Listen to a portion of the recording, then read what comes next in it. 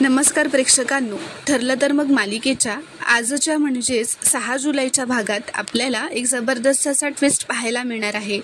पण त्याआधी जर तुम्ही माझ्या चॅनलवर नवीन असाल तर चॅनलला प्लीज सबस्क्राईब करा। आता आपण पाहतो की कोर्टात महिपत व साक्षी दामिनीला असं म्हणतात, त्या अर्जुन सुभेदारला कळलं असणार आहे की त्याचा गेम आज ओव्हर होणार आहे म्हणून। त्याचे पाय लटलट कापत असतील तर साक्षी म्हणते, हो काय घाबरला होता तो तुमचा कॉन्फिडन्स बघून मॅम। तर दामिनी म्हणते, माइंड गेम्स असतात साक्षी, प्रत्येक केस ही कोर्टाच्या आतच लढायची नसते, काही गेम्स हे कोर्टाच्या बाहेर खेळायचे असतात, तरच फासे आपल्या बाजूने पडतात, जसा आज पडणार आहे। तर आता तेवढ्यातच अर्जुन, सायली, मधुभाऊ हे सगळे सुद्धा आत कोर्टात येतात। जज सुद्धा येतात व म्हणतात, येस मिस दामिनी देशमुख, आज कोर्टाकडे इतकं अर्जंट हिअरिंग मागण्याचं कारण काय? You may proceed. तर दामिनी पुढे येते व म्हणते, मी लॉर्ड, मी जेव्हा ही वात्सल्य आश्रमाची केस घेतली होती ना, तेव्हा मला असं वाटलेलं ही माझ्या करिअरमधली सर्वात कठीण केस असणार आहे। पण जसं एक हिअरिंग होत गेलं तसं लक्षात आलं की ही ओपन अँड शट केस आहे।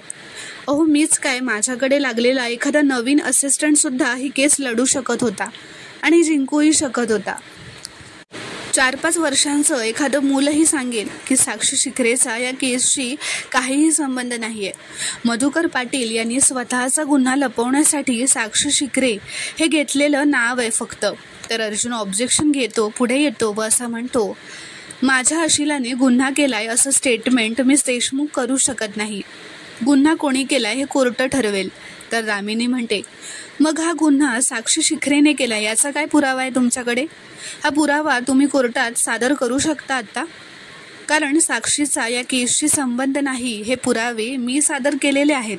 असं म्हणत दामिनी जजना एक फाईल देते व म्हणते, हे 2 रिपोर्ट्स आहेत, यामध्ये लोकेशन रिपोर्ट आणि फॉरेन्सिक रिपोर्ट आहे। या दोन्ही रिपोर्ट्समधून एवढंच कळतं की साक्षी शिखरेचा या केसशी काहीही संबंध नाही आहे आणि त्या लोकेशन रिपोर्टनुसार साक्षी शिखरे संध्याकाळीच रिसॉर्टला गेली होती, हे सुद्धा सिद्ध होते। तर अर्जुन म्हणतो, पण मधले 2 तास ती त्या रिसॉर्टमधनं गायब झाली होती आणि ती कुठे गेली होती हे तुम्ही अजून प्रूफ केलेलं नाही आहे।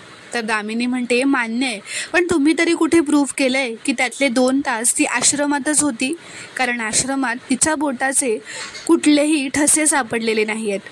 तरीही गेली 2 वर्ष तुम्ही माझ्या अशिलाचा मानसिक छळ करताय, खोटे पुरावे दाखवत तिला अडकवण्याचा प्रयत्न करताय। तर अर्जुन म्हणतो, आय ऑब्जेक्ट मिलॉर्ड, मी कोर्टात सादर केलेला कोणताही पुरावा खोटा नव्हता।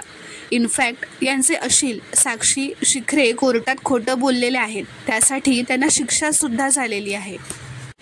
तर दामिनी असं म्हणते, तेव्हा साक्षीला तिच्या वकिलाने मिसगाईड केलं होतं। तर अर्जुन म्हणतो, जे कोर्टात आधी सांगितलं गेलंय तेच तुम्ही परत का सांगताय? यासाठी अर्जंट हिअरिंग मागून घेतली होती का? कशाला उगाच कोर्टाचा वेळ घालवताय तुम्ही? तर दामिनी म्हणते, वाव सुभेदार, तुमच्या धाडसाचं कौतुक आहे मला, म्हणजे गेली 2 वर्ष सतत कोर्टात अर्धवट पुरावे दाखल करताय, मी सादर केलेले पुरावे खोटेच आहेत हे सुद्धा सिद्ध करण्याचा प्रयत्न सतत करताय, आणि तरीही तुम्ही म्हणताय की मी कोर्टाचा वेळ फुकट घालवते। कमाल आहे तुमची। मी तुम्हाला परत एकदा विचारते सुभेदार, विलासचा खून साक्षीने केलाय आणि मधुकर पाटील निर्दोष आहेत, यातला एक तरी ठोस पुरावा तुम्ही कोर्टात आत्ता या क्षणाला सादर करू शकता? तर आता इथे दुसरीकडे कल्पनाने प्रतिमाला फोन केलेला असतो। ती असं म्हणते, उद्या ना आम्ही अस्मिताची चोरोटी भरतोय, तेव्हा तुम्ही दोघींनी नक्की यायचंय। तर प्रतिमा म्हणते, हो आम्ही नक्की येऊ। तर आता इथे दुसरीकडे अर्जुन असं म्हणतो, मिलॉर्ड, कोणतेही पुरावे ताबडतोब सादर करता येत नाहीत। तर दामिनी म्हणते, ताबडतोब? मिलॉर्ड, 2 वर्ष अर्जुन सुभेदार हेच करतायत, गेली 2 वर्ष ते माझ्या अशिलाचा मानसिक छळ करतायत, याला जबाबदार कोण आहे? आणि आज सुद्धा ते तेच करतायत। हातात कुठलेही 100% ठोस पुरावे नसताना ते आपला हेका सोडतच नाही आहेत, आणि असंच चालू राहिलं तर तुम्ही ही केस पुढचे 15 वर्ष खेचाल। ह्याला काय अर्थ आहे? याला काहीच अर्थ नाही आहे, पण न्यायदेवता असं होऊ देणार नाही। युअर ऑनर, आमच्या बाजूने आम्ही सगळे पुरावे सादर केलेले आहेत, आमच्या दृष्टीने ही केस संपली आहे। असं म्हणत दामिनी आता जजना एक फाईल देते। ती असं म्हणते, या फाईलमध्ये पिस्तुलावर असलेले मधुकर पाटील यांचे फिंगरप्रिंट्स, त्यांचा रिपोर्ट आहे, आय विटनेस प्रिया मधुकर तिची साक्ष सुद्धा आहे आणि असे बरेच पुरावे आहेत यामध्ये. आम्ही हे निर्विवादपणे सिद्ध केलेलं आहे की साक्षी शिकरे हिचा या केसशी काहीही संबंध नाही आहे आणि विलासचा खून हा मधुकर पाटील यांनीच केलेला आहे. तर अर्जुन म्हणतो, तुम्ही असं काहीही सिद्ध केलेलं नाही आहे. तर दामिनी म्हणते, आणखी किती वर्ष तुम्ही तेच बोलणार आहात ॲडव्होकेट सुभेदार? 2 वर्ष झाली. 2 वर्ष विलास खून खटला चालू आहे. ॲडव्होकेट सुभेदार 2 वर्ष कोर्टाचा वेळ वाया घालवतायत. मी कोर्टाला नम्र विनंती करते की या खटल्याचा निकाल कोर्टाने लवकरात लवकर द्यावा. माझ्या अशिलाची निर्दोष मुक्तता करावी असं ती हात जोडत म्हणते आणि मधुकर पाटील यांना कठोरातील कठोर शिक्षा व्हावी. युअर ऑनर, महाराष्ट्रातला प्रत्येक माणूस या खटल्याच्या निकालाकडे डोळे लावून बसलाय. आता आणखी उशीर नको. हे ऐकून आता सायली, मधुभाऊ खूपच घाबरतात. तर आता जज असं म्हणतात, ॲडव्होकेट अर्जुन सुभेदार, युअर क्लोजिंग स्टेटमेंट प्लीज. तर अर्जुन आता उभा राहतो व म्हणतो, मिलॉर्ड, ॲडव्होकेट दामिनी देशमुख त्यांनी आवाज चढवून छान भाषण केलं, पण इतक्या कॉम्प्लिकेट केसला वेळ लागतो हे त्यांना सुद्धा माहीतच असणार आहे. मी सत्याच्या खूप जवळ पोहोचलोय मिलॉर्ड आणि मी हे सिद्ध करून दाखवेनच की माझे अशील मधुकर पाटील निर्दोष आहेत. तर दामिनी म्हणते, अहो कधी? आपण हयात असताना तरी तुम्ही हे सिद्ध करू शकणार आहात का की स्वर्गातनं आणि नरकातनं हीच केस लढायची आहे आपण? असं ती रागातच म्हणते. ती म्हणते, आमचे सगळे पुरावे सादर करून झालेत युअर ऑनर. फक्त ॲडव्होकेट सुभेदार म्हणतायत म्हणून दरवेळेला कोर्टात यायचं असं आता नाही होणार. ॲडव्होकेट सुभेदार, या कोर्टात येणाऱ्या प्रत्येक माणसाच्या वेळेला काहीतरी किंमत आहे. युअर ऑनर, हा वेळ काढूपणा आता फक्त तुम्ही थांबवू शकता.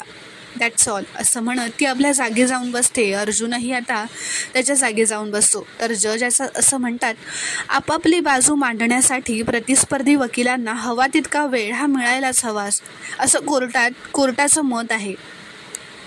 कोर्ट त्याला वेळ काढूपणा मानत नाही. परंतु आज ॲडव्होकेट दामिनी देशमुख यांनी कोर्टापुढे सादर केलेले मुद्दे योग्यच आहेत. जर त्यांना आणखीन कुठलेही पुरावे सादर करण्याची इच्छा नाही आहे तर प्रतिस्पर्धी वकिलांनी काही ठराविक कालावधीतच त्यांचे हे मुद्दे खोडून काढण्याची तयारी दाखवावी. नाहीतर कोर्टाला आपला निकाल देण्याशिवाय दुसरा पर्याय राहणार नाही. त्यामुळे सदर कोर्ट या केससाठी आता फक्त 25 दिवस देत आहेत. जुलै महिन्यात या केसचा निकाल लागणार आहे आणि तो लागणार म्हणजे लागणारच. ही शेवटची संधी. द कोर्ट इज ॲडजन असं म्हणत जज आता तिथून निघून जातात. पण आता हे ऐकून अर्जुन, साहिली, मधुभाऊ या सगळ्यांनाच खूप मोठा धक्का बसलेला असतो. कारण आता फक्त त्यांच्या हातात 25 दिवस राहिलेले असतात. त्या 25 दिवसात त्यांना सगळे पुरावे शोधून काढायचे आहेत व विलास केस ही जिंकायची असते. मात्र दामिनी, महिपत, साक्षी यांच्या चेहऱ्यावर खूपच आनंद झालेला असतो. कारण हाच दामिनीचा नवीन प्लॅन असतो, नवीन माइंड गेम असतो जो तिने कोर्टात आता सक्सेसफुल केलेला असतो. तर प्रेक्षकांनो, पुढील भागात काय घडणार हे पाहणं खूपच रोमांचक ठरणार आहे. व्हिडिओ पूर्ण बघितल्याबद्दल धन्यवाद. व्हिडिओ आवडल्यास कॉमेंटमध्ये नक्की कळवा व चॅनलला प्लीज सबस्क्राईब करा.